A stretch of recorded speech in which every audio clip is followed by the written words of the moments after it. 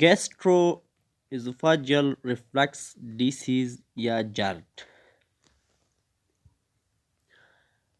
Gastroesophageal reflux disease या JARD, a condition that occurs when the lower esophageal sphincter LES does not close properly and stomach contents leak back or reflux into the esophagus. Gastroesophageal reflux هغه حالت ته ویل کېږي چې د معدې محتویات د مرۍ خواته ریفلکس وکړي. په نارمل حالات کې دغه هم پیښیږي او ګیلې پکې نه وي. که انټي ریفلکس میکانیزمونه ناکام شي او د مرۍ ښکتنۍ محصره په پرله پسې توګه د معدې د محتویاتو سره په تماس کې راشي او ناروغ ورڅخه ګیلهمن وي، دغه حالات د ګیسټرواسوفاجیل ریفلکس ډیسیز په نامه باندې یادیږي. همدارنګه بعضې میخانیکیتونه چې د ریفلکس ضد میخانیکیتونه دي هم شته دی چې په 3 ډوله دي، یعنی انټي ریفلکس میکانیزمونه چې دي په 3 ډوله باندې دي چې د مرۍ ښکتنۍ محصره، دا محصره د مرۍ خواته د معدې د محتویاتو بیرته ګرځېدو څخه مخنیوی کوي. دویم کرورل ډیافراګم چې د مرۍ هغه برخه چې په ګېډه کې ده، د مرۍ هغه برخه چې د حجاب حاجز څخه تیریږي او ګېډې ته درنه کیږي، د سام په ډول دنده ترسره کوي او د مرۍ د ښکتنۍ محصرې د ټون په زیاتوالي کې مرسته کوي. دریم خپله د مرۍ پرسټالیک مومنټس یا استدراري حرکتونه، دا د مرۍ په پاکوالي او په کلیرنس کې مرسته کوي. بل د مرۍ د مخاطي غشا دفاعي میکانیزم هم شته دی چې اول د مرۍ سطحه مرۍ کې د مخاط او د اوبو او بې حرکتي د بایکاربونیټ د بندېدو لامل کیږي چې دغه میکانیزم نظر معدې ته ضعیف دی. دویم اپیتیولوم نارمل اپیتیولوم د هایدروجن ایون د باګ ډیفیوژن څخه مخنیوی کوي. دریم پوسټ اپیتیولوم په نورمال حالات کې بایکاربونیټ په داخل الحجروي او د حجرې څخه د باندې اسید بفر کوي. ایون د هایدروجن ایون د حجراتو وده خرابوي او په ګذري ډول د LES استرخاء او وازو واګل ریفلکس د معدې د توسع واسطه تنبیه کیږي.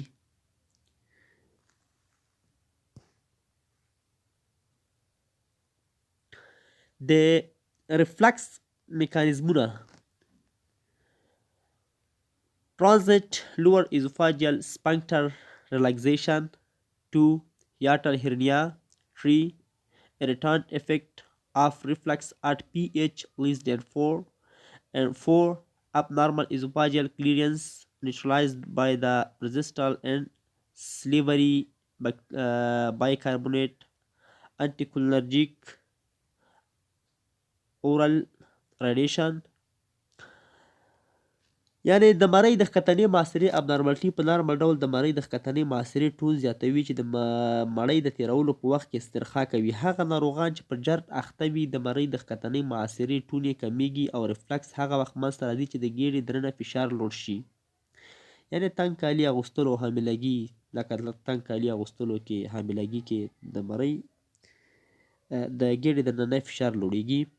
دویم هیاټس هرنیا. هیاټس هرنیا یو اناټومیکه ناروغي ده چې د معدې یو برخه په ټټر کې ننوځي چې 30 سلنه په هغه کسانو کې پیدا کیږي چې عمر د 50 کالو څخه ډیر وي او زیاتره پیښو کې ګیلې نه وي. د زړه سوځېدل او ریګورټیشن هغه وخت پیدا کیږي چې د چورې سره د ریفلکس مل شي. کله لویه یا پارا ایزوفاجیل چوره د معدې یا پارا ایزوفاجیل هرنیا یا چوره د معدې د ولولوس سترانګولیشن لامل کیږي چې ناروغ ته د ټټر سخت درد پیدا کیږي او د بیړنۍ جراحي درملنې اړتیا لري. د مرۍ د پاکېدو ځنډوالی په ایزوفاژایټس کې د مرۍ استدراري حرکتونه نیمګړي وي، خو که د مرۍ د پاکوالي دنده خرابه وي نو د مرۍ مخاطي غشا په پرله پسې ډول د اسید سره په تماس کیږي. څلورم د معدې محتویات. د معدې تیزاب د مرۍ د مخاطي غشا د غوره مخرشاتو څخه ده. او پنځم د معدې د تشېدو نیمګړتیاوې. په جټ کې د معدې تشېدل ځنډیږي چې لامل یې څرګند دی. شپږم د ګېډې دننه فشار لوړوالی لکه امیدواري، چاغوالی یا سایټس زیات خوړل د جنټ مساعد کوونکي فکتورونه دي چې د وزن بایللو سره ګیلې له منځه ځي. اووم د خوړو او چاپېریالي فکتورونه هم په دې کې د جنټ په منځته راتلو کې رول لري، لکه غوړ، چاکلیټ، سګریټ، کافین، الکول، نایتریت، انټي کولینرجیک، نایتریت، بیتا ادرینرجیک، امینوفلین، کلسیم چینل بلاکر او سلډینافیل د مرۍ د ښکتنۍ محاصرې د مرۍ د ښکتنۍ محاصرې د استرخاء لامل کیږي دغه، او همدارنګه ځینې نور فکتورونه لکه زیاتې کانګې، نازوګاسټریک تیوب، سکلیروډرما، د ډوډۍ خوړلو څخه وروسته ژر څملاستېدل، دغه ټول د جرد لامل کیږي. یعنی هغه فاکتورونه چې د جرد په منځته راتلو کې برخه اخلي، لکه مخکې مې ویل چې کافین دی، چاکلیټ دی، نانا، الکول او کاربونیټډ بیوریج، دا خو مخکې مې د دوی له ټولو نه یادونه وکړله. او نور لایف سټایل فاکتورز لکه وایټ ګین دی، سموکینګ ده، eating period to decompensate and wearing off clothes tightly fasting of belts. دا هغه حالات دي چې د جرد په منځته راتلو کې یعنې په لایف سټایل فاکتورونه او همدارنګه پرسپټیټ فاکتورونه لکه د غذاګانې چې کوم غذاګانې پکې رول لري. پرسپټیټ فاکتورونه کې اول د غذاګانې چې کومې غذاګانې پکې رول لري، دویم چې لایف سټایل فاکتورونه پکې رول لري، دریم چې پریګننسي پکې رول لري. همدارنګه بعضې دواګانې هم ښودل شوي دي چې د ازوفاجیال ګیسټرو ریفلکس په منځته راتلو کې رول لري، لکه بیټا ادرینرجیک اګونیسټ انکلوډینګ انهیلر، الفا ادرینرجیک انتاګونیسټونه دي، انټي کولینرجیک، سی سی بي، ډیازیپام، اسټروجنز او نارکوټکس، پروجسترون، تیوپلین، تیتراسیکلین، انټي ډپریزانټ، مورفین، سوماتوستاتین، همدارنګه نایتریک اوکساید انهبیټور. او بل کاسز ډایرکټ موکوزال انجری چې دا بیا عبارت دي له الندرونات، اسپرین، آیرن سالت، انسایت، پوتاشیم کلورایت ټابلیټس، کوینیډین او همدارنګه د تتراسیکلین څخه عبارت دي. د جرد په کلینیک کې یعنی چې کله یو ناروغ راځي د جرد په لوحه کې یا د هغه په کلینیک کې به کومې خبرې شتون ولري. اول تر ټولو مهمه خبره پکې هیډ بارن ده چې د زړه سوځېدل د جرد د ځانګړي کلینیکي ګیله ده چې د ډوډۍ خوړلو څخه تقریبا نیم ساعت یا یو ساعت وروسته پیدا کیږي. د ټوغېدو، زور وهلو او سملاستلو سره زیاتیږي. د انتیاسید د خوړلو او د کښېناستلو سره غلی کیږي. درد د مرۍ د لرې عضلاتو سپزم له کبله وي چې غاړې، ژامو، مټو او شاوخوا ته خپریږي. دویم غوره نښه ریګورجیټیشن ده، یعنې هغه حالات ته وایي چې د معدې تیزاب او خواړه خولې ته راشي. په تېره کله چې ناروغ ستوني ستاغ پرېوځي یا ټوخ شي او که چیرې ریګورجیټیټ توکي هوایي لارو او سږو ته دننه شي، نو د اسپایریشن، نمونیا او د نکچورنل اسما لامل هم کیدی شي. دریم واټر بورش یعنې د لاړو زیاتوالی او هغه وخت پیدا کیږي چې تیزاب مرۍ ته دننه شي او په عکسوي ډول د لاړو غدوات راوپاروي. څلورم ډسفاژیا ده. ډسفاژیا یو پر 3 رنځورانو کې وي چې په یوروسف ایزوفاژایټس د مرۍ د استرادري حرکتونو د خرابوالي او یا د مرۍ د تنګوالي له کبله منځته راځي. د جرد بعضې غیر وصفي ګیلې غیر وصفي ګیلې بعضې جرد نور هم لري چې لکه استما، زنډانۍ ټوخی، لارنجایټس، د ستوني درد او د زړه نور وصفي دردونه، یعنې لوډینوفاژیا، ډسفاژیا، هیکاپ، نایزیا اینډ اومیټینګ، واټر بورش او همدارنګه بعضې په د ګیس د ایکسټرا د یو انټرا ایزوفاجیل دی بل ایکسټرا ایزوفاجیل دی په لیس کمان کې انټرا ایزوفاجیل خو لیس کمان سمپټمز په انټرا ایزوفاجیل کې همدا وډینوفاژیا، ډسفاژیا، هایکاپ، نایزیا، اومیټینګ ان واټر بورش، او بل بیا اکسترا ایزوفاجیل سي لکه پلمونري کې آسما ده، اسپریشن ده، نمونیا ده، برانشیاتاس ده، سیستیک فایبروسیس ده، کرونیک برانشایتس ده، پلمونري فایبروسیس. همدارنګه مربوط د ای نوز اینډ تروټ لکه هارسنس، لارنجایتس، فارنجایتس، کرونیک کف، globus sensation, dyspnea, sinusitis, subglottic stenosis او لارنجیل کینسر دا هم لامل کېدای شي. ادرس همدارنګه وبخښئ ډېر زیات د هم د سیمپټومس یا د هغه په شکل باندې د کلینیک په شکل باندې په دغه حالات کې هم کېدای شي.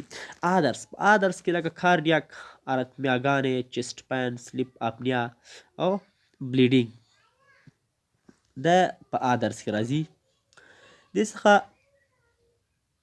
علاوه potential oral and laryngopharyngeal signs associated with the GERD لکه د اودیما and hyperemia of larynx, vocal cord erythema, polyps, granuloma, ulcers, hyperemia, lymphoid hyperplasia of posterior pharynx او بل interneuroid changes او dental erosion او subglottic stenosis او laryngeal cancer چې دا هم په دې حالات کې راتلی شي.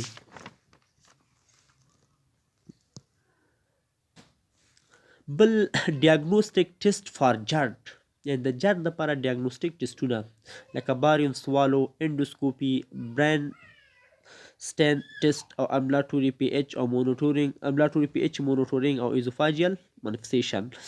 دا هغه ډیاګنوستیک ټیسټونه یا هغه دي چې موږ د جرد ناروغانو لپاره ترسره کیږي. باریم سوالو useful the first diagnostic test for the patient with the dysphagia, structure, location, length, mass, breast break in hiatal hernia چې د hiatal hernia سایز او هغه په دې کې ښکاره کیږي. اندوسکوپي indication for endoscopy لکه الارم ساینس د جرد لپاره موجود اوسیږي. امپیریک تراپي، فایلر او پیروپراتیف ایوالویشن او detection of the Barrett's esophagitis. Barrett's esophagitis خپله د یو اختلاطي حالات ده د جرد یو ملیګنانټ اختلاطي حالات ده د جرد چې وروسته بیا راځي. دغه د اندوسکوپي د نظره تغیرات خپله په ګریډ یا په درجو باندې ویشل شوي چې د لاس انجلس کلاسیفیکیشن سیسټم فار د اندوسکوپیک assessment for reflux esophagitis grade 1 one or more mucosal bricks no longer than 5 millimeter, none of which extends between the top of the mucosal folds. B. One or more mucosal bricks more than 5 millimeter long, none of which extended between the top of two mucosal folds. C. Mucosal brick that extend between the top of two or more mucosal folds but which involve less than 75% of the esophageal circumference.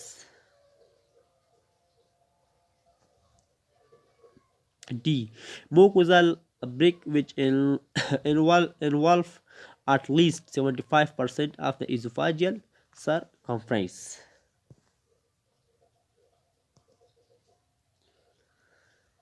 بل د جرد ډي ډي ایکس موږ د کومو ناروغانو سره کوو، یعنې د جرد تفریقي تشخیص موږ د کومو ناروغانو سره کوو لکه انجینا پیکټورس سره. مثلا انجینا پیکټورس لکه هغه د دردونه تیز، شارپ، چاودیدونکي، په سیخ وهونکي دردونه اوسیږي حتی درد سره ځان ته کلینیک لري. همدارنګه د پایل انډیوسډ ایزوفاجایټس سره کوو، انفیکشس ایزوفاجایټس، پیپټیک السر سره، ایزوفاجیل موټیلیټي ډس آرډر سره، رادیشن ایزوفاجایټس سره او نن السر ډسفاژیا سره. دغه هغه حالتونه چې موږ ورسره د جرد تفریقي تشخیص او هغه سره د جرد تفریقي تشخیص ورسره کوو. د جرد اختلاطات څه شی دي؟ جرد اختلاطات لکه ایروسیف ulcerative ده erosive ulcerative esophagitis ده esophageal peptic structure او Barrett's esophagitis او بل اډینو کارسینوما دا د جړ د اختلالاتو له جملې څخه دي. دا هم هغه د ایروسیف ایزوفاجایټس یو انډوسکوپیک عکس اخیستل شوی دی چې تاسو یې ګورئ د هغه چې د اختلالاتو له جملې څخه دي. پیپټیک سټرکچر یو عکس چې اخیستل شوی دی باریم سوال او همدارنګه انډوسکوپیک تصویر دی چې تاسو یې ګورئ. بیټس ایزوفاجایټس ایزوفاجیوس عکس ګورئ تاسو د ایزوفاجیال کینسر یو تصویر د ګورئ. ښه ټریټمنټ یا درملنه ټریټمنټس یا درملنه کې د جړ دپاره تر ټولو غوره او هغه درمل چې انتخاب شوي دي لکه اول اسید سوپریژن تراپي فار د جړ. مثلا موږ د جړ د ناروغانو دپاره اسید ورته ورکوو، انټي اسید ورته ورکوو چې انټي اسید سره د هغه ناروغانو دفعتاً هغه د اسیدي خاصیت د معدې له منځه ځي او اعراض یې ښه کېږي. همدارنګه نور H2 ریسپټور انتاګونسټونه دي او پی پی آی ده. H2 ریسپټور انتاګونسټونو کې لکه سیمیټیډین ده، رانیټیډین ده، فوماټیډین ده، نیازیټیډین ده او په پی پی آی کې اومیپرازول، اومیپرازول ده، لانسوپرازول ده او رابیپرازول ده. انټي اسیدونه د الجینات انټي اسیدونه یا ګاوسکان د 10 نه تر 20 ملي لیټره وروسته د ډوډۍ او د شپې لخوا توصیه کیږي. د مګنیزیم، د ترایسیکلیټ او د المونیم هایدروکساید مخلوط لکه د موکاین د 5 نه تر 10 ملي لیټره د ورځې 3 نه 4 ځله مخکې له ډوډۍ او د خوب په وخت کې ورکول کیږي. همدارنګه H2 ریسپټور انتاګونسټونه لکه سیمیټیډین 200 ملي ګرامه، رانیټیډین او نیازیټیډین 15 ملي ګرامه، فوماټیډین 10 ملي ګرامه 10 ملي ګرامه کارول کیږي. د منځنۍ ګیله لرونکو ناروغانو لپاره ګیلې هره ورځ په اونۍ کې څو ځله پیدا کیږي لکه H2 ریسپټور انتاګونسټونه سیمیټیډین 400 تر 800 ملي ګرامه، رانیټیډین او نیازیټیډین 150 ملي ګرامه یا فوماټیډین 20 ملي ګرامه د ورځې 2 ځلې ورکول کیږي. که H2 ریسپټور انتاګونسټونو سره د 14 اونیو په موده کې ښه والی پیدا نه شو نو بیا پی پی آی یا پروتون پمپ انهبیټور درمل لکه د اومیپرازول دي، رابیپرازول 20 ملي ګرامه، همدارنګه لانسوپرازول 10 ملي ګرامه او ایزومیپرازول، پانتوپرازول 40 ملي ګرامه د ورځې یو ځل. دا ټوله تر 12 اونیو لپاره کارول کیږي، وروسته له دې څخه درول کیږي. پی پی آی د ورځې یو ځل کې 9.8% او د ورځې 2 ځلو کې 15.8%. پی پی آی اغیزمن ډرګس یا چویس ډرګس فار ګیسټرواسوفاجیال ریفلکس ډیسیز انتخاب شوي دي. 80% ناروغانو کې د پی پی آی د درولو سره د یو کال په موده کې په تیره اولو 3 میاشتو کې ګیلې بیرته راګرځي چې په دې صورت کې د اوږدې مودې پورې درملنه کیږي. هغه ناروغان چې شدید ایزوفاژایټس یا بارټ ایزوفاګس یا پیپټیک سټرکچر لري تر هغه پورې پی پی آی یا H پایلوري یا H2 ریسپټور انتاګونسټونه ورکول کیږي تر څو چې ګیلې ورکې شي. 20% ناروغانو کې د ګیلو د غلي کولو لپاره پی پی آی په لوړه اندازه 2 یا 3 وارې ورکولی شو. د مرۍ څخه د باندې د ریفلکس د ګیلو د آرامولو لپاره پی پی آی د ورځې 2 ځلې 2 نه تر 3 میاشتو لپاره کارول کیږي. د 10 الا 20% ناروغانو کې د ورځې یو ځل او 5% د ورځې 2 ځلې پی پی آی سره ځواب نه وایي. نو دا ناروغان یعنې 5% د ورځې 2 ځلې پی پی آی سره ځواب نه وایي. نو دغه ناروغان باید د زولنجر السن سنډروم د درملو له کبله د مرۍ د التهاب د درمل په وړاندې د زغم نشتون او د پی پی آی په وړاندې د ټینګار لپاره ولټول شي. همدارنګه د همدې ناروغانو د مرۍ پی ایچ کتل کیږي چې آیا ګیلې د اسید ریفلکس پورې اړه لري او یا هم که د ګیلې د اسید ریفلکس پورې کوم اړه نه لري. نو په دې خاطر باندې دا دې لپاره هم کتل کیږي.